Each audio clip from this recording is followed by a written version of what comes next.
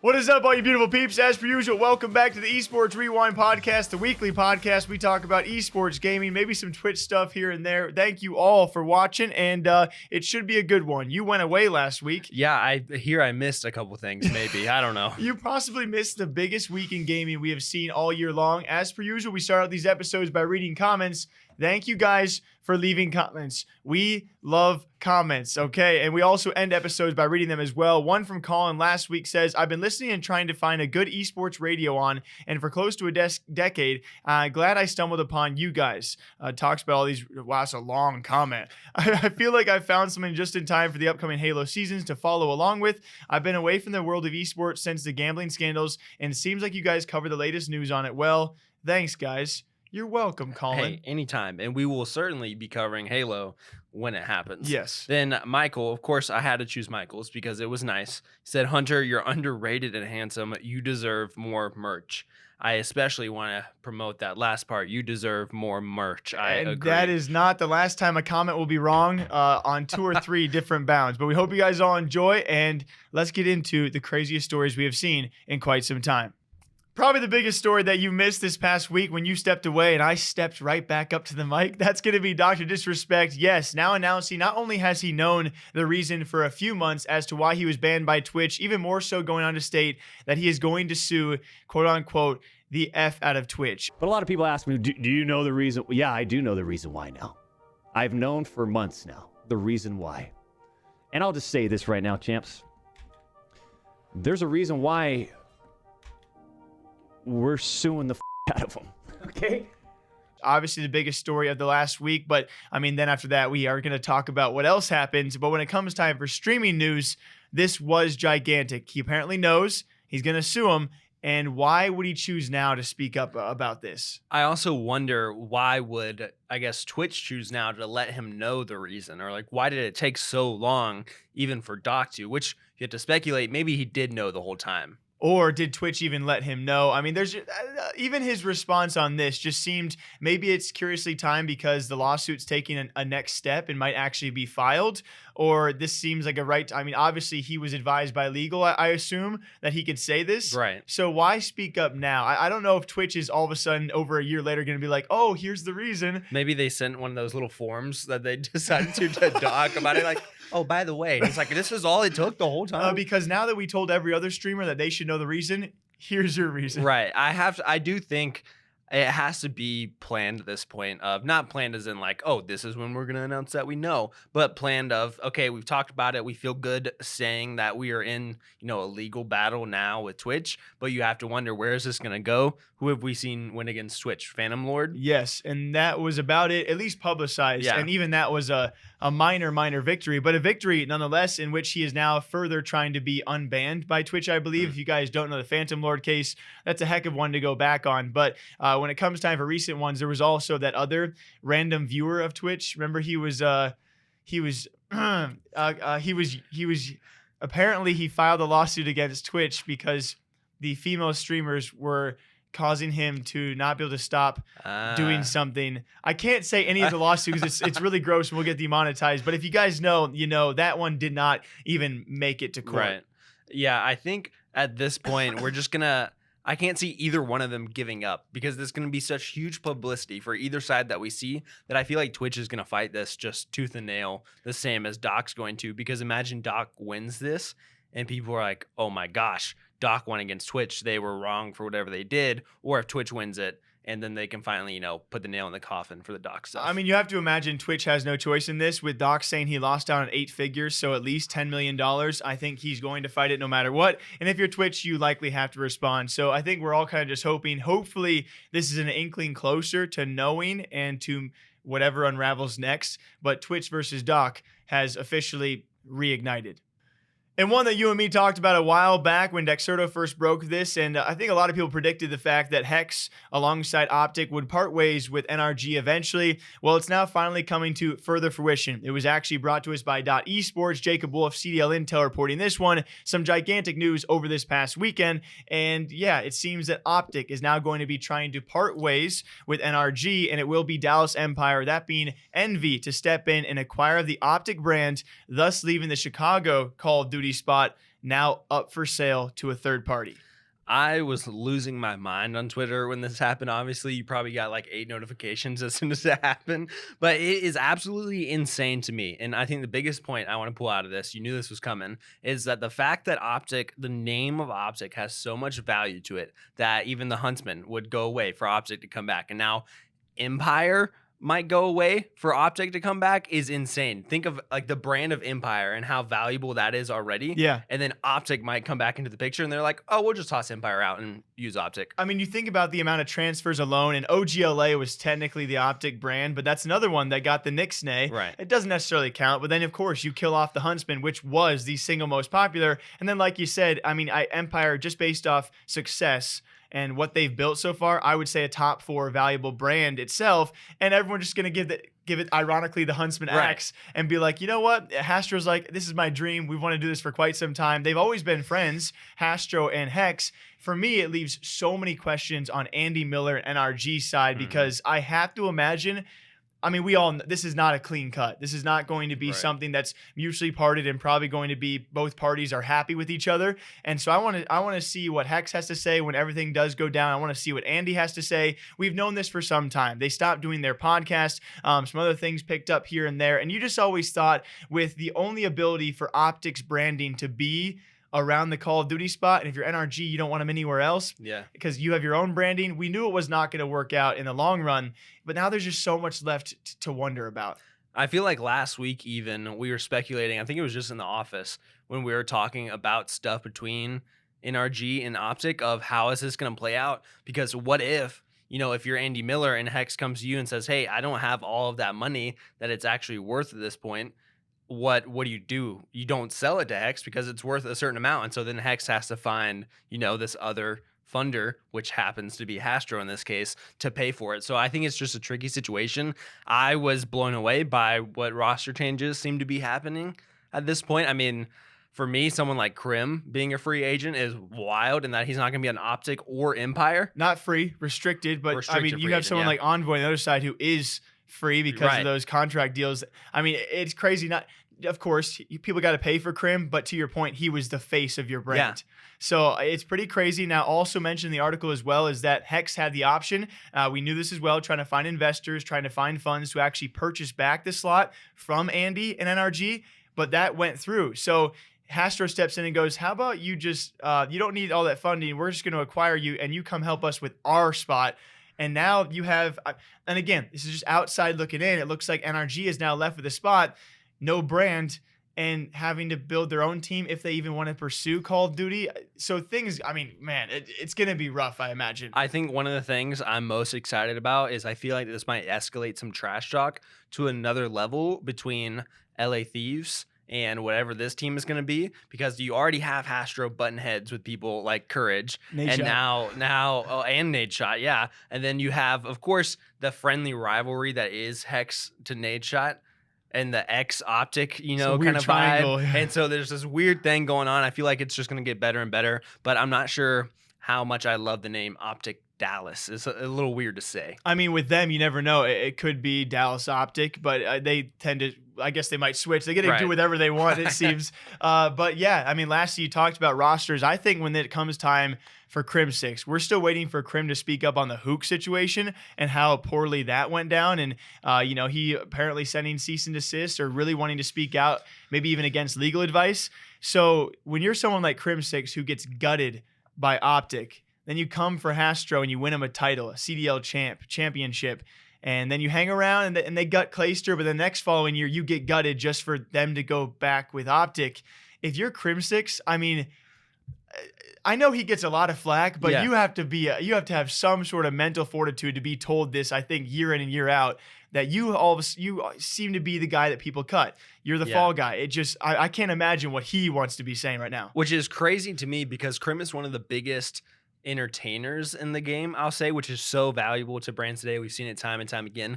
I mean, one of the only reasons people are going to hate me for saying that, but one of the only reasons that people are paying attention to Empire is because Krim is constantly in everyone's face, constantly beefing. He knows what he's doing when it comes to the Call of Duty scene. And so it's crazy to me that these two massive brands still wouldn't want him, more or less. They would still cut him for someone else. And where is he going to end up? He's not going to be on Thieves with Hoogs. Like, who's he going to be with at this point? I'm not going to release that video now that we're teammates again. But yeah, I mean, obviously that Empire roster for so long has been so talented.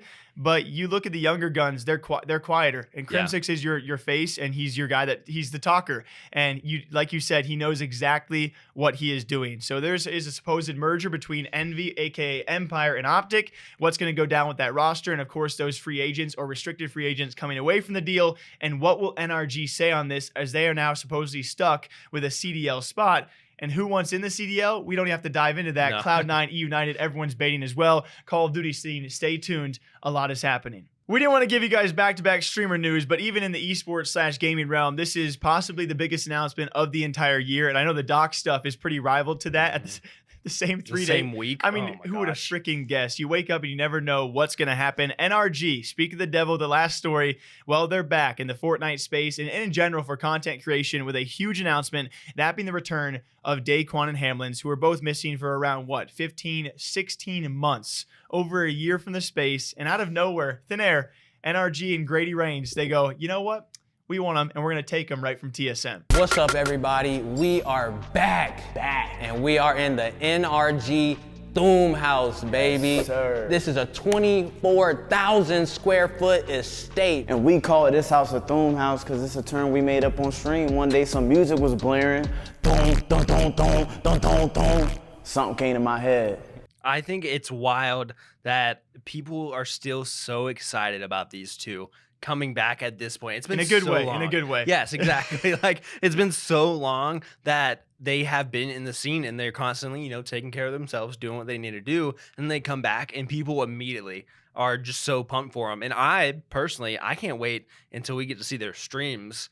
We get to see a good old Daequan stream come back, or good old Hamlin stream. But to your point, they did start the Thoom House with NRG, which I was a big fan of. I think it's so cool that NRG went out of their way to say, hey, you guys, we like you too, and we want the rest of your friends with you. And these aren't even big content creators in the scene. They're literally just their friends. And that NRG was willing to go that far. I was a huge fan of it. Yeah, supposedly, I think it was a handful of 8 of their best friends from growing up and around that time as well. So, I mean, obviously really cool to see NRG go out of their way, dig into their pockets to bring these guys back. And from TSM, we'll see TSM seem great in the parting ways. I do have to wonder if you have a content creator who's gone for so long and then they come back just to switch, that can't feel good. But I don't think TSM is going to speak up on that.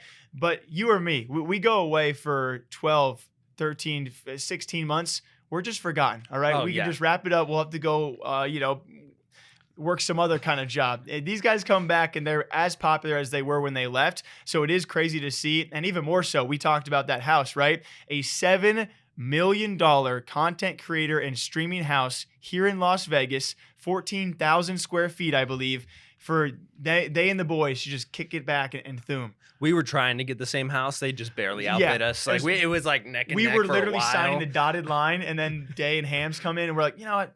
It was just us two, though. Like, we could afford the whole thing ourselves. I mean, yeah, us and our girls. Oh yeah, obviously. That's all of our. Oh no, only one girl. We each only have one. Anyways, with the water slide in the back, of course. It's still just insane. I don't know what kind of content they're gonna pump out there, but I imagine it's gonna be a lot of fun, which is what everyone loves seeing Daequan and Hamlinz do. It's just have fun and goof around. Which this is a little ADD here, but thinking about that, seeing Myth watch those clips of them, and he got so emotional about it, and it'll make a man shed a tear. Just watching Myth get teary-eyed about it. And then, of course, I mean, you bring it up. When you watch Myth get choked up and do all these reactions, I think he was teasing it the week before all this happened. Oh, yeah. I imagine he had to have an idea what was going down. Of course, being involved with TSM and formerly with these guys in the Fortnite house, you got to wonder if it's the next step in the plan, the next notch. I bet Myth is likely one of your most valuable TSM members currently with the rise of Valorant, especially. So I got to imagine it's going to take a pretty penny. But once the contract goes up, who's to say NRG's next step is not the reuniting of that trio in that kind of house? But again, they brought in their own best friends, their own crew. Yeah. So maybe that's not the idea at all, but everyone's wondering if it's possible. I certainly hope to see it. I'll just say it flat out. I want to see the three together because that was some of the best content we got. Maybe it's just nostalgic at this point, which is weird to say. That myth Daequan and Hamlinz is nostalgic, but I'm certainly excited. Like I've said, I want to see all their content. I love them. Yeah, we will see exactly what's in tune, whether it be content creation, streams, maybe a podcast, something cool coming from them. I cannot wait. So Daequan and Hamlinz, after so long away from the space, have now finally returned. A gigantic move from FaZe has been, well, always the social media moves they make. We know about FaZe 5 and the impressions they get. I mean, we talked about it back in the day. FaZe 5, one of the most genius things that any esports org can do, and the only one to probably pull it off in that kind of way, in that scale, is someone like FaZe. They did it again this past week in a way that I don't think either of you and me expected or saw coming, that being allowing everyone on the timeline to join FaZe for an entire day, posting a contract of I should say wherewithal, and the contract was, nothing you do is going to be held against FaZe. It's for a single day. You got to reply something to the tweet. I believe it was like signed to FaZe or whatever. And then on that same day, I think we had almost 100,000 people join FaZe Clan. So for some context, they set up this, I don't even know what to call it, just a pitch. I guess they set up the pitch before CDL champs, right? They're getting ready and they say, hey, if we win CDL champs, then anyone who, likes this tweet or something like this can join FaZe. Oh, I didn't see this one. Yeah, so that's how they set the whole thing up. And then afterwards, they quote tweeted that and they said, well, we'll keep our promise. Everyone can join for a day if you, sign underneath.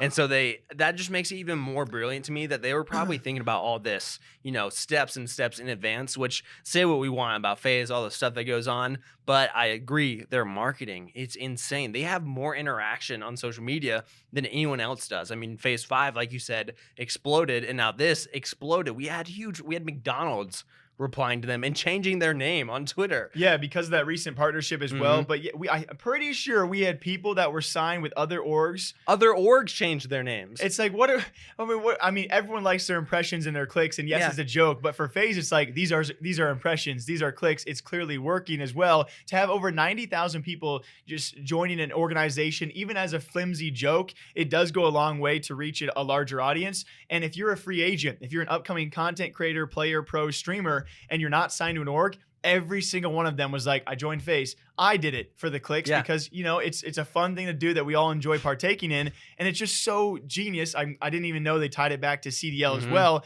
It makes you wonder, what if they had not won champs? Do they probably do it anyway? I don't know. I don't think so. I think that's the brilliance of the plan is no one had to know that it would happen if they didn't win at the end of the day. Whereas they did do it. And everyone says, wow, that was amazing. We had all the, current FaZe members change their name to FaZe. And so everyone saw it. And then we had multiple people, even people who were trying to roast FaZe about it, still promoted them and still made the whole situation even better. So it was funny to see people making fun of it, but also to see just how many people overall were participating. Yeah, I'm glad you mentioned that because, of course, G2 Carl loves to jab at FaZe, so he quoted it, saying, cool, I'm in. What scam should I do first? And yes, FaZe has been lately touched by a lot of these things. What's up? They've been touched by a lot of what things? Okay, I'm not really good at words on this, okay? But they have certainly been tied to a few things out there. When it comes to marketing, though, they do it really well. And even, like you said, Carlos, just him tweeting that makes it all the more funny because we know Carlos hates FaZe. Or Space Station, who made FaZe not K. Was way better. They changed their profile picture to FaZe not K, so they did a little mustache on K. This was only for a few minutes. Yeah. And so it was really, really funny to see. They later said, of course, it was jokes, but certainly it just propels it all the way forward. And other organizations, I think, although might hate FaZe, are probably a bit envious of how they do these kind of things. I don't know anyone else that could get away with it. Maybe, like we said, OpTic has a valuable name that people would like, oh, I'm going to put OpTic and join OpTic for a day. But I don't think anyone else would really get away with it on the scale that FaZe does. And they just, in my opinion, continue to dominate the social media realm. No matter what's going on in their organization, they keep doing well. Yeah, so nearly 100,000 members joined FaZe Clan for a day, have now sequentially been kicked. Maybe one of them will join again in the future. What did you guys think about it? Speaking of organizations doing great things, yes, it's going to be for the first time in their history, 100 Thieves. Now, are they officially an esports organization now, or are they still a Hoodie org? Are they both, the best of both? What's the little meme of the girl? Why not both? You know, It's in all of them. I'm pumped for it. I'll let you go ahead because I have a rant that I'll probably go on. So go for it. Yeah, so I mean, this past weekend was crazy. Everyone was talking about it. Like you said, I mean, I keep on saying like you said, but you bring up so many points because so much freaking stuff happened. It's 100 Thieves for the first time taking the LCS championship and title for League of Legends and North America, becoming established as the #1 North American team heading into Worlds. The LCS Championship is going to be home to a new team, the 5th to ever hoist an LCS trophy, and it's 100 Thieves. Hoodie to start the dive. You can hear the cheers behind us. 100 Thieves rule the LCS.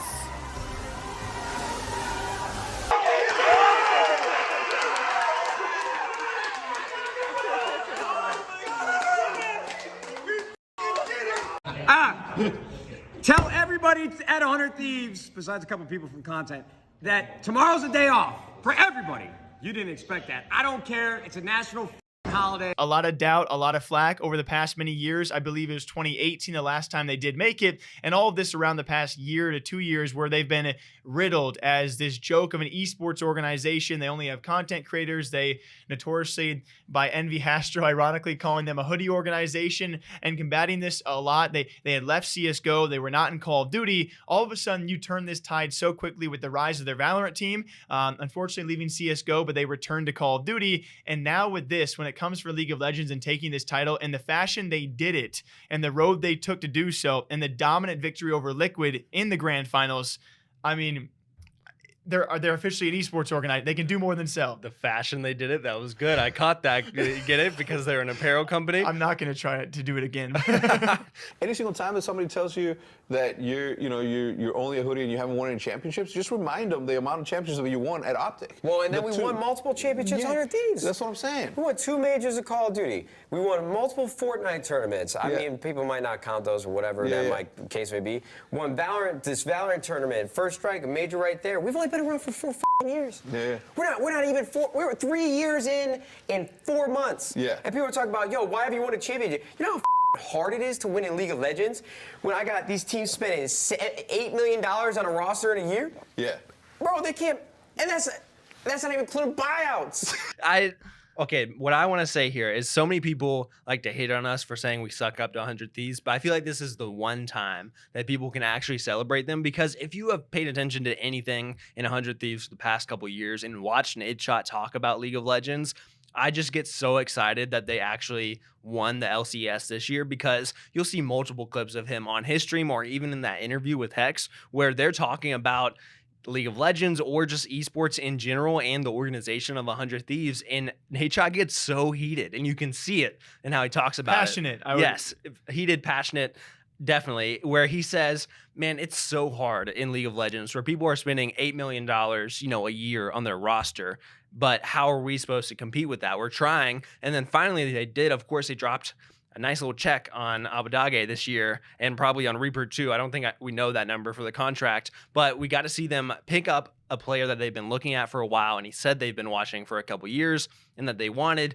and finally they were able to compete to the degree that they won LCS again, and they're going to be at Worlds with their Gucci bags and their Gucci shoes. And Nadeshot's just, I mean, seeing the videos of behind the scenes, I don't know if you saw them, like Haley posted one when they won, the moment they won, and him and like old Ron John and Jackson were all just like up screaming and like hugging each other and so excited. And so it's nice to see someone like Nadeshot succeed in something that him and his organization have been going after for a while. And he deserved, I believe, the few drinks he had after that one as well. We've seen him celebrate in the past. It's really funny. If you guys remember the shoey he did back with their CSGO team, they had an Aussie CSGO team, so I believe they had a good performance, and he was doing shoey. So definitely well-deserved. And it's so great to see as well the success. That does take time, and it takes maybe the fall of Schalke to get Abadaga over there as well. But still, I mean, you have to respect it. And I think it's really cool to see someone like Liquid Steve, even after that kind of brutal loss, a huge congrats, right? And it is tough. We think about the top spenders in the LCS, in League of Legends in general, when it comes to Cloud9 and TSM and Team Liquid. They can afford these super teams. So albeit it's kind of ironic because 100 Thieves is known as the fashion and what you kind of look at as the high spending organization. But for a roster like this to compete with those other rosters, it's really cool to see. Now, what kind of sucks, I do think, is the double-edged sword of making Worlds is your performance at Worlds nearly matters. How would we compare it? More than even qualifying for? Obviously, qualifying for Worlds is one of the biggest things an org can do. But we saw it with TSM. I mean, you don't win at Worlds. All of a sudden, qualifying for Worlds does not matter because you just become the mockery if you don't perform well there. But I do think it's good for them that they're an NA org because people aren't really expecting a whole lot out of everyone going anyways. But I don't know. We'll just have to see how everyone performs. Like you said, it's definitely a double-edged sword because, I mean, if they go there and they just get absolutely stomped and destroyed, which I don't think is going to happen, but if they do, just immediately they're knocked out, they're done for, people are going to be like, okay, yeah, like you guys weren't that good anyways, you know? And so we don't know what'll happen in the long run, but I do think at least this has earned them some notoriety. So many people were tweeting like, oh yeah, the Hoodie org, like who's saying that anymore? Which I think everyone's still going to keep saying it, but they're a Hoodie org and their esports org at this point. I think they're being successful in both their ventures. Yeah, NA is such a weird thing where it's like if you make playoffs, you have done far and above what we all expect. Like that's a huge, so up and up if they can, and hopefully other NA teams can do the same as we are NA fans. But a huge congrats to 100 Thieves, no longer just selling hoodies, but also back to winning some big titles. Very lastly, for all you fine folks out there, we got a speculative piece of whether it's not going to happen. Well, let's find out about this one. Halo Infinite set for the holiday season to release, and with it, we got the good old teasing of Tyler Blevins, that being Ninja, of could he return to being a Halo Pro? I ask you right now, yes or no, do you think Ninja will return as a Halo Pro? He's definitely going to try. That's all I got. He's definitely going to try. We'll see you guys back here later. Bye. No, nothing. I do think, I mean, we saw him put time in. Oh, hey, we saw him put time in on Valorant. We're killing it today. Where it wasn't even a game. That's not even a type of game that he had played a lot of after coming from Halo to Fortnite, and then tries to go pro more or less in Valorant and competes. But now having Halo return in a game that I think he's known for being, I mean, so many of the mainstream press that originally covered Ninja were like, ex-Halo pro Ninja now plays Fortnite and is exploding, and everyone knows that about him. So I think he releases, he's going to try to, and at worst case scenario, he streams it, and he will get a ton of viewers. And so I think he'll try. Yeah, if you guys had missed it, he actually tweeted out last week around all the people asking if he would return to Halo for being a pro on the release of Infinite, which he responds with a popsicle picture. I believe it was Squidward. So he's like, maybe I will. He also responded further to a former Halo pro, I believe, and got a lot of Halo former pros in there with all doing the eye emojis as well as to see if it could be a possibility. For me, I think, like you said, as you said, I think he will try to do it like he's tried before, and especially I think Fortnite, I would have called him a pro borderline. He competed in several events and did really well, pretty darn well prize earnings wise for compared to a lot of streamers, and definitely tried for Valorant tier 2, tier 3 scene, made his way to some events with his own team time in, and so I think he will try, and if he can even at a base level have some of these Twitch Rivals events, even participate in that, I would say that's a pretty big W for someone who wants to come back to the competitive nature, which he is not going to for Fortnite. He's made that very clear on streams, which the VODs have now been taken down from, but I heard it live. He does not want to be a Fortnite pro, and actually I think he wants to dedicate time to a game that he loves, which he has roots in. I'll also say recently, I think it was a couple days ago, I saw him post about his partnership with Adidas and those slides that they released, Ninja slides, and on the side of it, it says Time In. So he's not abandoning the name of Time In, at least, or at least the brand image of it. I understand. I know it's not just connected to his Valorant team. This is about to be the dumbest. But the conspiracy part of me wants to say, oh my gosh, Time In still, and what if he brings it back? Time In returns with Halo. More time in. for Halo. Time in again.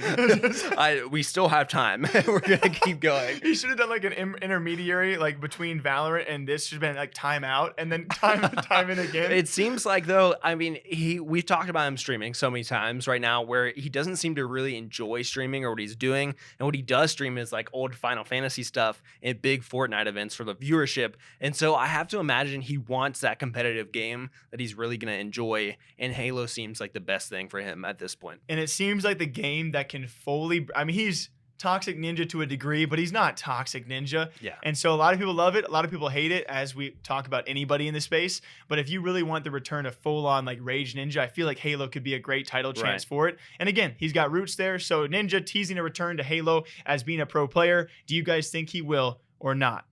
As per usual, hope you guys all enjoy the Esports Rewind podcast. Usually we read comments here, but we wanted some more comments to read from. That there was actually one that was mean about me, and I keep on thinking about it, and I don't want to say it out loud. But if you guys leave more good comments, we'll read them. There's actually always ones mean about both of us. So Which we also enjoy you guys for being honest. yeah, definitely. We like critique. Well, some of Some us. of Not too harsh. But as Jake says, we'll see you guys later. Okay, bye.